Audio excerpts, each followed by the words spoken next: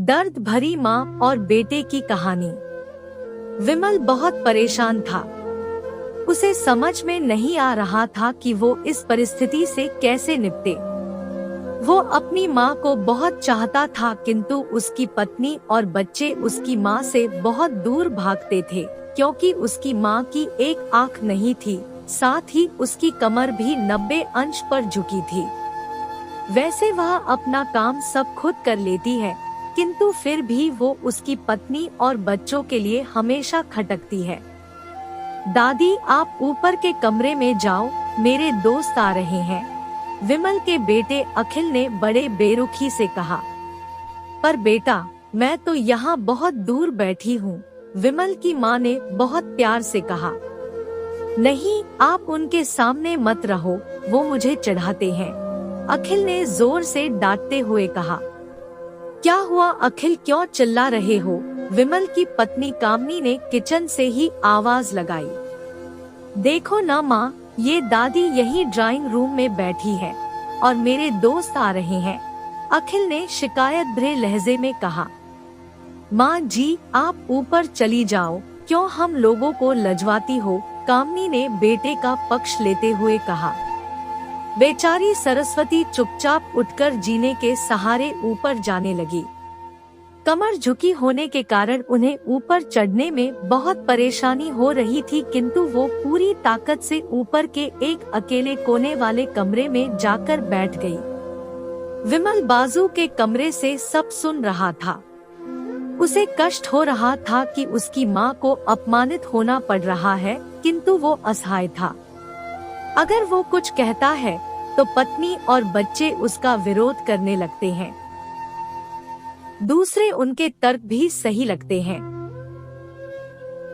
चूंकि वो एक प्रशासनिक अधिकारी था, उसका सामाजिक स्तर बहुत ऊंचा था, उसकी ससुराल भी एक उच्च घराने में थी, अतः वह चुपचाप इस तरह हर दिन अपनी माँ को अपमानित होते देखता रहता था। रात को विमल की पत्नी ने कहा, देखो जी, अब कुछ करो। कल कलेक्टर साहब की पत्नी आई थी। माँ जी अपनी देशी धुन धारा में उनसे मिली। मुझे बहुत शर्म आ रही थी बताते हुए कि ये मेरी सास है। मैंने कह दिया कि दूर की रिश्तेदार है, इलाज कराने आई है। विमल को रोना आ गया, किंतु फिर भी वह चुप रहा। उसे समझ में नहीं आ रहा था कि वो क्या करे। अपने बेटे की मन स्थिति को सरस्वती अच्छी तरह से जानती थी और बेटे को कोई कष्ट न हो, इसलिए वो हर बात को चुपचाप सह लेती थी। विमल बहुत उदास रहने लगा। एक तरफ परिवार और सामाजिक स्तर पर जीने की प्रतिबद्धता थी, तो दूसरी ओर माँ। आखिर माँ से अपने बेटे की यह हालत नहीं देखी गई। एक दिन उसने अपने बेटे से कहा, विमल, बहुत दिन हो गए हैं, मैं अपने गांव जाना चाहती हूँ, मुझे वहाँ पहुँचा दो, मेरा यहाँ मन नहीं ला रहा। किंतु माँ, वहाँ तो कोई नहीं है, तुम्हारी देखभाल कौन करेगा? विमल ने आश्चर्य से पूछा। अरे, सब गांव वाले तो हैं, और वो तुम्हारे मामा जी तो उसी गांव में रहते हैं, और फिर हम सारी व्यवस्थाएं कर आएंगे ना। कामनी को तो जैसे मन की मुराद मिल गई हो। हाँ बेटा, बहू सही कह रही है, सरस्वती ने लंबी सांस लेते हुए कहा। विमल जानता था कि गांव में माँ की देखभाल करने वाला कोई नहीं है, लेकिन अपनी पत्नी की जिद के कारण वह अपनी माँ को गांव छोड़ने पर विवश हो गया। माँ को गांव छोड़कर आते वक्त उसे रोना आ रहा था तथा अपनी बेपसी पर गुस्सा भी आ रहा था, किंतु परिवार, पत्नी और समाज ने उसके इन मनोभावों को दबा दिया और वो सुकून सा महसूस करने लगा। कुछ दिनों के बाद उसके चाचा, जो अमेरिका में रहते थे, आने वाले थे। जब विमल बहुत छोटा था, उसके पिता जीवित थे तब वो भारत आए थे, और उसके बाद वो अब भारत आने वाले थे। पूरा परिवार और आस पड़ोस बहुत उत्साहित था। अमेरिका से विमल के डॉक्टर चाचा आ रहे थे। डॉक्टर रमेश ने जैसे ही घर में कदम रखा, सबने मिलकर बहुत उत्साह से उनका स्वागत किया। क्यों विमल भाभी नहीं दिख रही, कहाँ है? डॉक्टर रमेश ने उत्सुकता पूर्वक पूछा। जी वो गांव में रहती है, यहाँ उनका मन नहीं लगा, कामनी ने सपाट लहजे में उत्तर दिया। डॉक्टर रमेश ने विमल की ओर देखा तो विमल ने अपनी आंखें झुका ली। डॉक्टर रमेश सब समझ गए। बोले, कल हम भाभी से मिलने गांव चलेंगे सब लोग। दूसरे दिन सभी लोग गांव के घर में पहुँचे। देखा कि सरस्वती को बहुत तेज बुखार है और वो पलंग पर असहाय पड़ी है।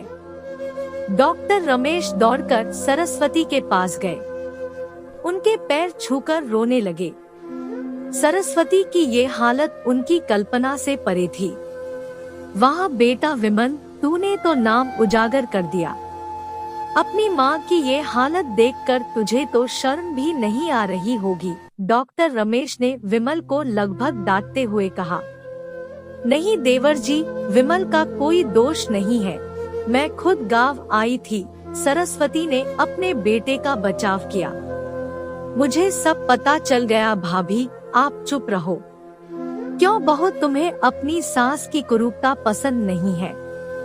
समाज में तुम्हें नीचा देखना पड़ता है ना? डॉक्टर रमेश ने कामनी की ओर व्यंग्य से देखा। कामनी निरुत्तर होकर विमल को देखने लगी। आज तुम जिस सामाजिक स्तर पर हो वो इन्हीं के संघर्षों की देन है।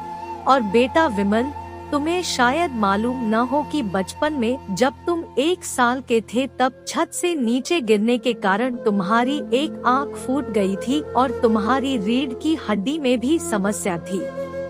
तब तुम्हारी इस कुरूप माँ ने अपनी एक आंख और अपना बोन मेरो तुम्हें देकर इतना सुंदर स्वरूप दिया था। कामनी बेटा, इतने सालों तक संघर्ष करके बेटे को प्रशासनिक अधिकारी बनाने वाली इस संघर्षशील औरत की तुम लोगों ने यह दशा कर दी। तुम्हें ईश्वर कभी माफ नहीं करेगा। डॉक्टर रमेश की आंखों से अश्रु जलधारा बह रही थी। अब भाभी, आप मेरे साथ अमेरिका जाएंगी, यहाँ इन स्वार्थी लोगों के बीच नहीं रहेंगी। डॉक्टर रमेश ने सरस्वती से कहा। विमल को तो काटो तो खून नहीं था। डॉक्टर रमेश जो उसके चाचा थे, उन्होंने जो राज बताया उसके बाद तो विमल को यही लग रहा था कि उससे ज्यादा पापी इंसान इस दुनिया में कोई और है ही नहीं। वह दौड़ता गया और माँ सरस्वती के कदमों से लिपट गया। माँ, मेरा अपराध अक्षम्य है, मैं जानबूझकर चुप्पी साधे रहा, आपका अपमान करवाता रहा। अब सिर्फ आप ही उस घर में मेरे साथ रहेंगी और कोई नहीं। विमल ने आग्नेय दृष्टि से अपनी पत्नी और बच्चों को देखा। कामनी को भी बहुत पश्चाताप हो रहा था, किंतु उसकी हिम्मत नहीं हो रही थी कि वो सरस्वती से आंख मिलाए। सरस्वती ने कामनी की मन स्थिति को समझकर उसको पुचकारते हुए अपने पास बुलाया और विमल को डांटते हुए कहा, खबरदार, जो मेरी बहू को मुझसे अलग करने की कोशिश की तो तुझे ही घर से बाहर निकाल दूंगी। कामनी और बच्चों ने सरस्वती के पैर पड़ते हुए अपने व्यवहार पर माफी मांगी और माँ के हृदय ने सबको माफ कर दिया। वीडियो देखने के लिए धन्यवाद। वीडियो अच्छा लगा हो तो हमारे चैनल को सब्सक्राइब, लाइक और शेयर जरूर करें।